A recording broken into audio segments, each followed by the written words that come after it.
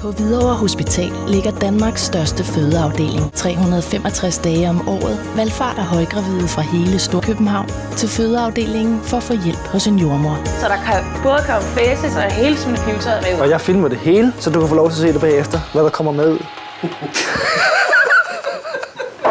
Og den anden, det er, hvor du holder her, hvor jeg sidder i sengen sådan her. Et eller andet, ikke? Nej, hvad siger du? Ikke for noget. Er det ikke farens job? Jo, men nu siger jeg bare, det er 3 mænd og en baby, er oplagt at sige. Og det er min bror, Mikkel, og hans mand, Jens, og den biologiske far, Søren.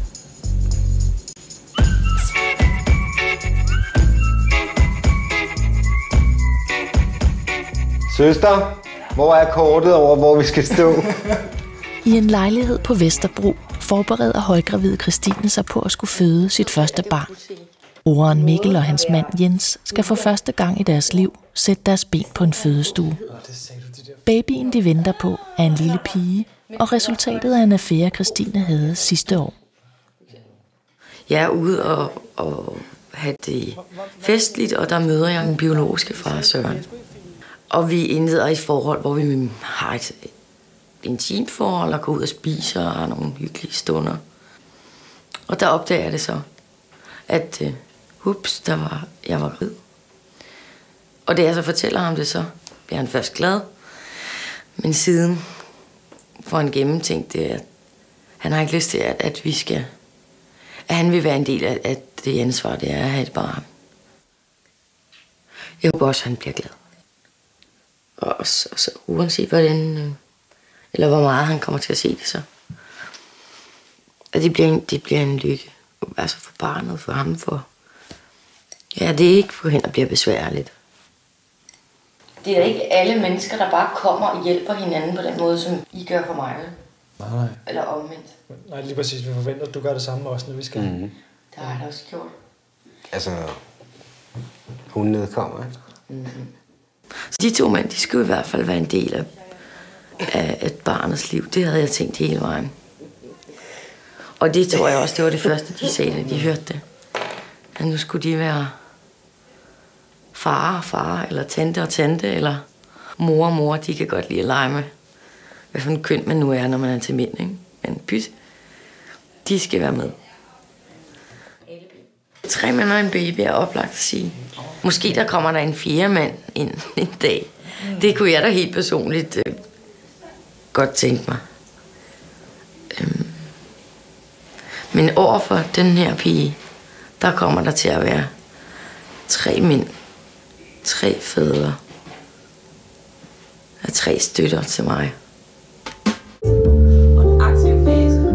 Fødslen nærmer sig for Christine og hendes hjælpere, broderen Mikkel og svogeren Jens. Vejrtrækninger, presseteknik og forholdet til kropsvæsker skal på plads inden den store begivenhed.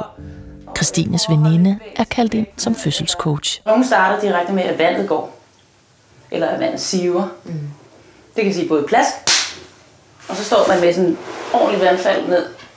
Og det kan begynde at sive, og det er sådan, at hvis dit vand begynder at sive, så lægger du også mærke til det, fordi det er sådan noget, man ikke kan stoppe. Så det er ligesom om, at du føler, at du går og tisser i bukserne. Og selvom du spænder, og selvom du går på toilettet, så stopper det ikke. Og så skal du kontakte jordmor. Eller en blikkeslag. Men hvordan kan man være sikker på, at det er vandet, der er gået, ikke bare tisse i bukser? Det kan man godt mærke forskel på. Okay. Man kan tage et bind på, og så lugter man til det. Ja. Og det er ikke...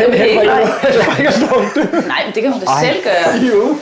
Men det er faktisk ikke engang løgn. Så tager man et bind på, og så lugter man til vandet, og det lugter ikke. Det ligger derinde i 9 måneder. Det lugter ikke. Det bliver skiftet ud hele tiden. Det bliver skiftet ud hele tiden. Det fostervand bliver skiftet ud hele tiden. Det siger du. Det bedste væsen på min jord, det er min bror, som er 2 år yngre end jeg. Og hans mand. De har været sammen i 10 år. Vores forhold sammen er... Jeg vil betegne vores forhold som sundt. På den måde. Jamen, det er med de 4 kostråd. Altså, vi spiser rigtigt. Så på det øverste. Jeg trækker hænden først. Nej, det lød faktisk ikke særlig godt. Jo, det der fisken er. Pressetrangen er ligesom at tænke, jeg skal på toilettet. Jeg skal bare lave så meget stort, og det skal bare være lige nu. Og jeg skal ikke lukke for den ene muskel og åbne for den anden. Nej. Jeg skal bare fuld gas. Ja. Og du kan ikke gøre noget forkert. Og ja, I skal endelig ikke blive overrasket over faktisk, at når man presser, så er der altså også pres på endetarmen, så der kan både komme faces og hele svinepibetøjet med. Ej, vi har givet level først, ikke? Måske, hvis du har nået det. Og jeg filmer det hele, så du kan få lov til at se det bagefter, når der kommer med ud. Jeg tror, jeg kommer til at blive ret praktisk. Mikkel, han går i gulvet.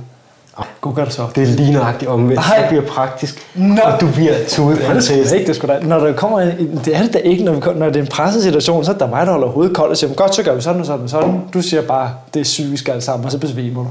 Nej. Det er en fantasi, det der. Nej. Og nogen er så ramt af smerte, at den siger,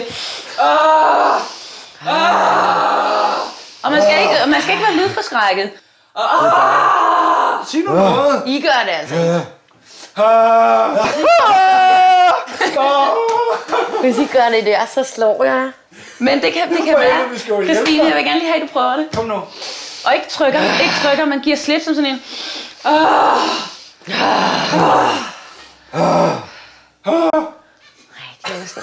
Jamen, det skal du godt vente til det, fordi du står fede på et tidspunkt. Så du fjerner puderne her, ikke? Nej.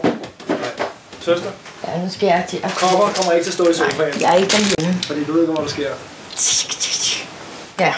Så hvis du flytter dem her i løbet af natten, prøv at se, hvor meget plads du har. Så Bibs, læg der, og du vil lægge der. Jeg skal hjem og bo hos Jens og Mikkel. Og blive plejet der. Og så skal vi bo sammen igen. Det har vi jo også gjort før. Men nu er det simpelthen for at støtte det her barn ind i verden. Og måske også, hvis jeg er helt bumpet. Så. Jeg synes, man ligger godt på det. Ja. Ja, jeg ligger næsten bedre end hjemme hos mig selv. Så kan du få den her under lygtbenet. Og Der så kan du er lave nogen. fødselsforberedelse nu. Jeg tror, der er en, der har læst på lektien. Ja, det er rigtigt. Men lige nu så er det sådan der, at du er stor og tyk og kan ikke bevæge dig rundt. Og lige pludselig så er hun ude, og så ligger der altså en baby ved siden af. Jeg kunne da rigtig godt tænke mig, at der var en mand, der var ved siden af mig, fordi han godt kunne lide mig.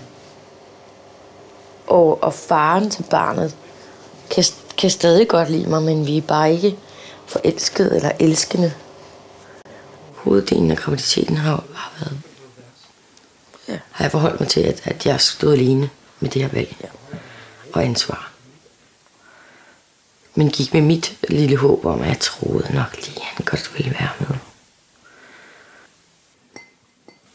Det er helt okay.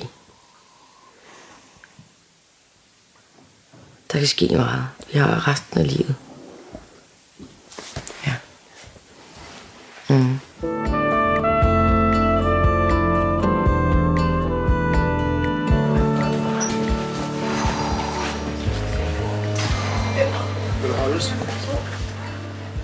En tirsdag nat starter Christines vejer, og 7:00 om morgenen ankommer hun til Aoma, fødemodtagelsen på Hvidovre Hospital, sammen med sine hjælpere. Og nogen til det i hvert fald. Jeg lytter lige til Lille. Se, hvordan du har det derinde. Fint. Jeg vil gerne mærke på dig indvendigt. Ja. Du lægger benet godt ud til siden. Gør det. Sætter dem lige en gang. Sådan der. Er du helt nu? Jeg mærker forsigtigt på dig. Se, hvad der sker derinde. Hvad laver du? Rigtig fint. Jeg prøver lige at mærke barns hoved, hvordan det ligger derinde. Prøv bare at trække dig stille og roligt. Det går ikke så behageligt. 4 centimeter. Så det er rigtig, rigtig fint. 4 centimeter. Så det er rigtigt nok, jeg kom ind nu? Ja. Og det er rigtig ved jer? Det er rigtig ved. Så det er rigtig smukt. Det er så godt. Simpelthen så surrealistisk at opleve. Det havde jeg ikke troet. Og vi er ikke engang gået i gang ordentligt. Og nu er vi i gang. Hold op, fordi ellers så begynder jeg bare at lave sporløs tudning. Ja. Ej, uha. Nej. Nej.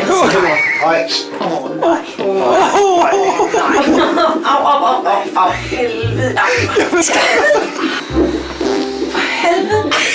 Jamen, prøv lige at se firklædet.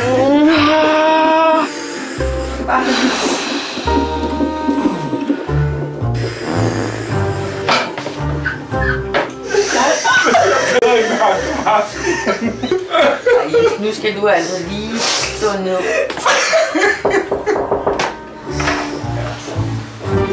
Hej. Hej.